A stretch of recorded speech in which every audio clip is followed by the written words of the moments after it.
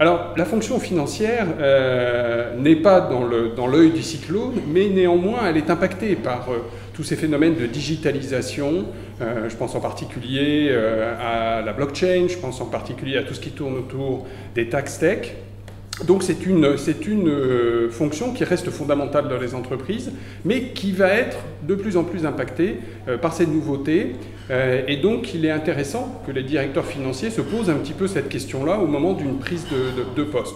Ce que je peux leur conseiller, la première chose, c'est d'énormément écouter, d'apprendre, d'essayer de comprendre. Il n'y a pas deux environnements qui se ressemblent, il n'y a pas deux entreprises qui se ressemblent, même si le titre est le même, ils vont passer d'un environnement A à un environnement B, et il est important pour eux, l'image que j'utilise, c'est l'image d'une éponge, il est important pour eux qu'ils se laissent imprégner par le nouvel environnement d'entreprise dans lequel ils vont travailler.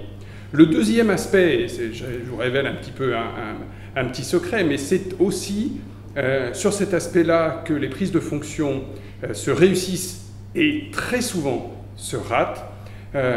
On a tendance, en tant que manager, à faire extrêmement attention à ces zones de compétences et d'incompétences parce qu'elles sont clairement identifiées. Là, en revanche, où se situe le risque, c'est dans les zones d'intérêt et de désintérêt. On a tous des zones qui ne nous intéressent pas particulièrement dans notre activité.